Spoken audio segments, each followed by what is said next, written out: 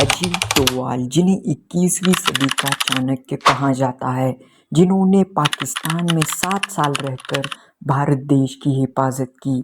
आज इस वीडियो में हम इन्हीं के बारे में एक कहानी जानेंगे। एक बार अजीत डोभाल पाकिस्तान में एक मस्जिद के पास से गुजर रहे थे। तभी एक लंबी सफ़ेद दाढ़ी वाले इंसान ने उन्हें देख लिया और उनकी तरफ आकर कुछ ये कहा। उन्होंने कहा कि क्या तुम हिंदू हो? ये सवाल बहुत बड़े खतरे को न्योता दे सकता था, क्योंकि अजीत डोभाल एक रॉ के एजेंट थे और वो भी पाकिस्तान में। और उस समय एक ऐसा सवाल किसी द्वारा पूछा जाना एक बहुत बड़े खतरे की घंटी बन सकती थी। अब अजीत डोभाल कुछ भी घबराए नहीं और उन्होंने पूरे हिम्मत से कहा कि जी नहीं, मैं हिंदू नहीं हूँ।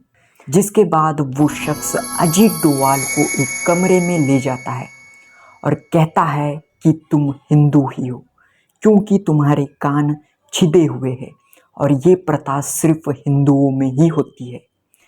जिसके बाद अजीत डोभाल चुप रहते हैं और कुछ देर बाद बोलते हैं कि जी हाँ, मैं हिंदू था, लेकिन अब मैं कन्वर्ट हो चुका हूँ। जिसके बाद वो शख्स कहता है, नहीं, तुम हिंदू ही हो, अभी भी तुम कन्वर्टेड नहीं हो, तुम्हारे चेहरे पर साफ दिखाई देता है। जिसके बाद वो शख्स खुद ही कहता है कि क्या तुम जानते हो कि मैंने इतनी बारीकी से तुम्हें नोटिस कैसे किया?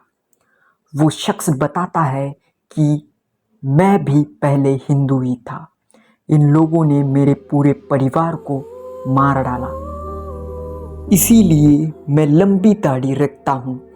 फिर उस व्यक्ति ने अजीत डोभाल को उसकी अलमारी में रखी हुई भगवान शिव और माता दुर्गा की तस्वीर दिखाई और कहा कि मैं आज भी हिंदू ही हूँ और इन भगवानों की पूजा करता हूँ और मस्जिद भी जाता हूँ।